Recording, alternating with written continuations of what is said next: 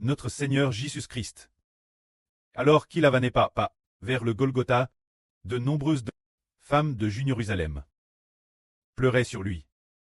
Mais le Seigneur leur dit, ne pleurez pas sur moi, mais pleurez sur vous-même et sur vos enfants. Il dit, pour quelle raison? Le Seigneur a prononcé ces paroles. Le Seigneur a dit, car des jours viendront, où l'on dira, heureuses les stériles, les entrailles qui n'ont pas enfant. Réjouis-toi, toi qui n'as pas connu les douleurs de l'accouchement, pousse des cris de joie. Éclate d'allégresse, car la femme de l'Est, que celle qui a un mari, aura plus de fils, dit Jéhovah. C'est parce que. Pour quelle raison? Nous comprenons que, au commencement, avant que le Seigneur ne soit crucifié, Dieu avait une alliance. Cette alliance, Dieu l'avait établie avec Israël. C'est-à-dire, avec Jérusalem, l'alliance qu'il avait conclue. Cette alliance consistait à considérer la nation d'Israël au Moyen-Orient, ou pourrait-on dire, le royaume de Juda, comme le royaume de Dieu. Le considérer comme le royaume de Dieu. Lors de l'établissement de cette alliance, elle fut conclue avec un taureau et un bouc. Ainsi les Israélites étaient considérés comme le peuple élu de Dieu, mais quand le Seigneur Christ est venu sur terre, et qu'il est allé pas vers le Golgotha, après cela, cette alliance devait être abolie. Et il allait faire de tous ceux qui croient au Seigneur Jésus le peuple élu de Dieu. De plus, tous ceux qui croient au Seigneur Jésus seraient considérés comme le peuple élu de Dieu. Cette alliance éternelle et immuable, et le Seigneur Jésus-Christ allait racheter une autre nation. Il n'a racheté qu'une petite partie, on veut, de la nation d'Israël au Moyen-Orient, mais celle qu'il allait racheter. Quelle était cette nation? C'est celle que l'on appelle les membres de la nation de l'Israël de la Nouvelle Alliance. Quand l'Israël de l'Ancienne Alliance, l'alliance établie au mont Sina, cette alliance a été abolie lorsque le Seigneur Christ a été crucifié. Cette ancienne alliance, Dieu avait autrefois une grande compassion pour Israël, et désirait vivement que Israël revienne lui. Mais les Israélites ont constamment abandonné Dieu, scartant sans cesse des voies de Dieu, et se posant en ennemis de Dieu. Plus tard, le prêt a envoyé son propre fils, se faire homme. Le Seigneur Christ s'est fait homme, précisément pour abolir l'ancienne alliance, et établir une nouvelle. Alors, les habitants de Jérusalem au Moyen-Orient, on peut dire qu'ils sont des figures de l'ancienne alliance. Cause de l'ancienne alliance, ils ont eu la compassion de Dieu pendant très longtemps. Et cause de l'ancienne alliance, Dieu avait un temple, Jérusalem au Moyen-Orient. Mais quand le Seigneur Christ fut crucifié ce jour-là, cette alliance a été abolie. La miséricorde et la grâce de Dieu se sont transférées vers un autre groupe d'enfants. Sa miséricorde et sa grâce se sont transférées sur tous ceux que le Seigneur Christ a arrachés, et non plus, continuer à faire miséricorde ceux qui ont fait alliance avec des taureaux et des moutons, mais ceux qui font alliance avec le sang du Seigneur Christ. Dieu veut faire miséricorde ces personnes. C'est pourquoi le Seigneur dit de faire pleurer Jérusalem, mais celle qui ne peut concevoir, la femme stérile. Pourquoi doit-elle pousser de grands cris de joie et lever la voix? C'est parce que cette femme fait référence au royaume des cieux, symbole de la nouvelle alliance. Le royaume des cieux est l'origine, comme elle pousse de Dieu. Dans la Jérusalem céleste, elle n'avait l'origine ni fils ni fille. Mais maintenant, parce que le pré-céleste traverse son propre fils, après la crucifixion de Jésus, il y aura une multitude de personnes qui croiront au Seigneur. Après avoir cru au Seigneur, l'avenir ils vont ressusciter pour aller au royaume des cieux, ressusciter pour aller au royaume des cieux, ou tant vivant, très en l'œuvre au royaume des cieux, faisant de ce royaume des cieux un royaume qui n'avait jamais eu d'enfant. La Jérusalem céleste obtenir d'innombrables enfants. C'est pourquoi la Jérusalem céleste doit pousser des cris de joie. C'est pour cette raison. Concernant les cris de joie de cette femme, bien que la Bible l'ait écrite, et que le Seigneur Christ l'ait dit, ce qui est dit dans l'Apocalypse concerne également cette femme.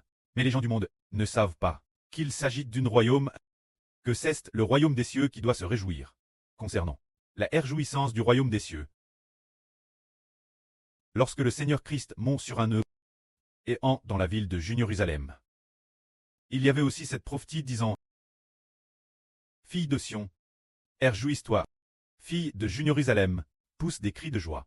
Ici, la fille de Sion et la fille de Jérusalem symbolisent le royaume des cieux, disant: ton roi, viens-toi. Il apporte le salut. Il est plein de douceur et d'humilité. Il est mont sur un once. C'est dire que la fille de Jérusalem est cette femme, c'est dire la femme qui ne peut concevoir, la femme stérile. C'est cette fille de Jérusalem, cette fille de Sion. En réalité, elle n'est pas la Jérusalem terrestre. Bien que le Seigneur Christ soit venu sur terre, Jérusalem, c'est dire qu'il a te mis mort dans la Jérusalem terrestre. Ce qu'il veut racheter, c'est le royaume des cieux. Pour faire retourner les hommes vers le royaume des cieux, eh bien, il rachète aussi de Jérusalem une petite partie des gens pour les faire retourner au royaume des cieux. C'est pourquoi la Jérusalem céleste va se réjouir, va lever la voix et crier. C'est pour cette raison. Nous aussi, c'est merveilleux. Nous devenons les enfants du royaume des cieux. Pourquoi cela? Les enfants du royaume des cieux. Le précleste veut que toutes les nations et tous les peuples, les personnes qui plaisent au précleste, soient tous choisis par lui, pour qu'ils deviennent les enfants du royaume des cieux, pour que le royaume des cieux obtienne de nombreux enfants innombrables. C'est pourquoi le royaume des cieux va se réjouir. Le royaume des cieux devient véritablement la erreur joyeuse de nombreux enfants. Combien d'enfants y a-t-il? Peut-être que la fin du monde, quand viendront les nouveaux cieux et la nouvelle terre. On estime qu'il y aura 20 milliards de personnes. Pour atteindre 20 milliards de personnes, tant d'enfants, c'est pourquoi le royaume des cieux va se réjouir. C'est ce que le Seigneur a dit. Le royaume des cieux va se réjouir. Mais l'Israël du Moyen-Orient va pleurer et se lamenter, parce que ils ne sont plus appelés la ville de Dieu. Par exemple, auparavant, il y a 2000 ans, on disait généralement, en allant à Jérusalem, ils disaient tous qu'elle s'appelait la ville sainte, disant: nous allons la ville sainte. La ville sainte signifie la ville au Hercide, le temple de Dieu. Il y a le symbole que c'est la ville de Dieu. Il y a, elle est appelée la ville du Très-Saint. Elle est appelée ce qui signifie la ville de Dieu. La Jérusalem antique. T'es appelée la ville sainte. Aujourd'hui, y a-t-il encore des gens qui disent que Jérusalem est la ville sainte?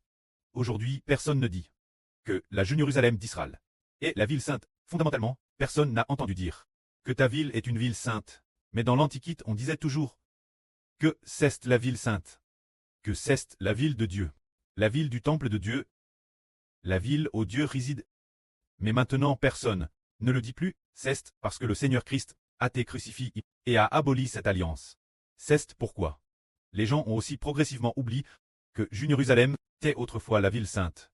Mais le précleste a eu pitié de la Jérusalem de la nouvelle alliance, non pas de celle de l'ancienne alliance, mais de celle de la nouvelle alliance. Ceci, pourquoi a-t-il grandement pitié de la nouvelle alliance? C'est son Fils, le Fils de Dieu qui a fait alliance. Le Fils de Dieu donne sa vie pour faire alliance, obéissant Dieu jusqu'à la mort, afin que Dieu ait pitié de la Jérusalem de la nouvelle alliance.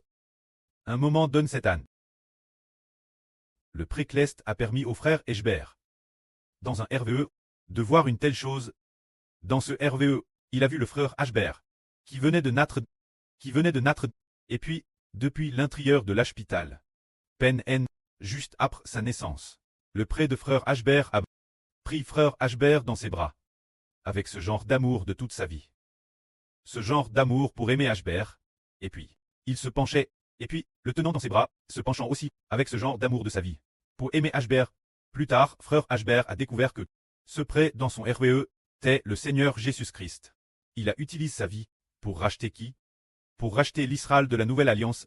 Pour le dire plus directement, c'est pour racheter frère Ashbert et les descendants de frère Ashbert. Racheter frère Ashbert et les descendants spirituels de frère Ashbert. C'est pourquoi, avec l'amour de toute sa vie, ce qu'il veut racheter, c'est l'Israël de la nouvelle alliance. Ainsi, en prenant le royaume des cieux comme la nouvelle alliance, le royaume d'Israël comme la erreur d'Israël comme le royaume d'Israël. C'est une sorte de métaphore, n'est-ce pas? Mais c'est ce moment-là que le Seigneur a dit encore. Alors les gens diront aux montagnes et aux collines: montagnes, tombez sur nous.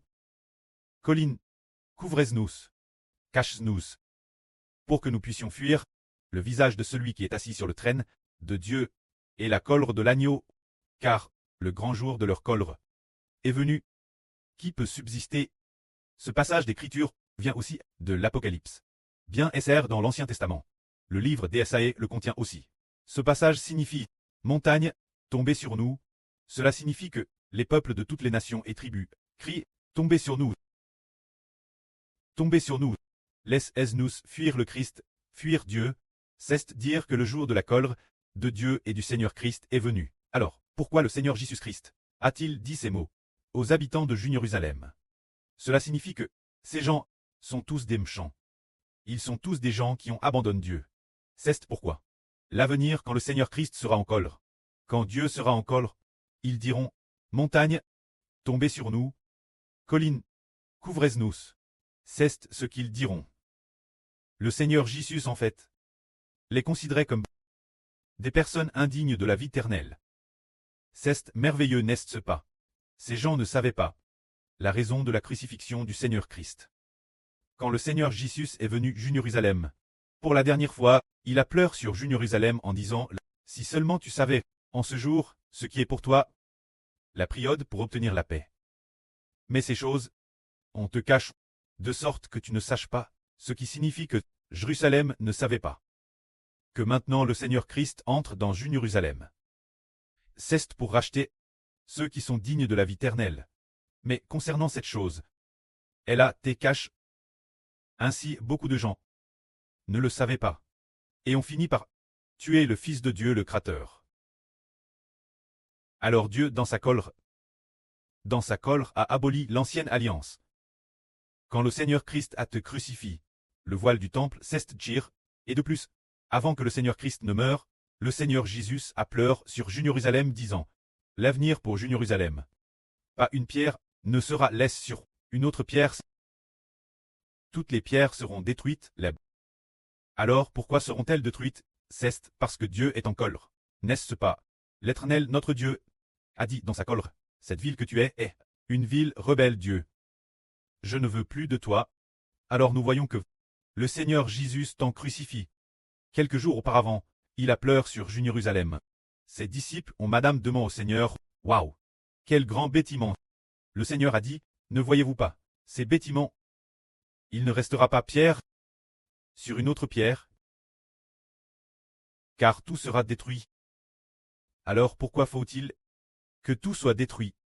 C'est parce que Dieu a dit dans sa colère, l'ancienne alliance est abolie. Je ne veux plus de l'ancienne alliance. Alors regardons, la Jérusalem Clest n'est-elle pas différente? La Jérusalem Clest a-t-elle eu ses murailles détruites ou quelque chose de détruit?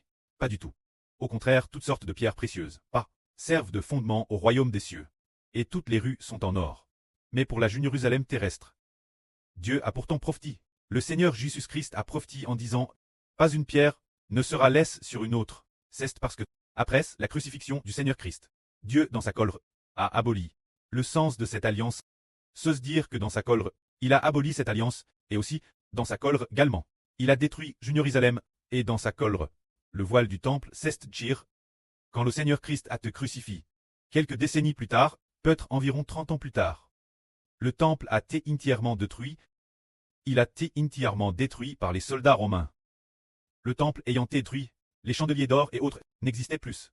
C'est dire que Dieu a complètement et totalement aboli l'ancienne alliance. De sorte que quoi? De sorte que, Madame l'ombre de l'ancienne alliance, n'existe plus. La fin, Madame le temple, n'existait plus. Madame la ville sainte de Jérusalem. La Jérusalem de l'époque de l'ancienne alliance, n'existait plus. Le mur actuel de Jérusalem, ce n'est plus comme avant. On veut que la gloire soit auprès et au Seigneur. Amen.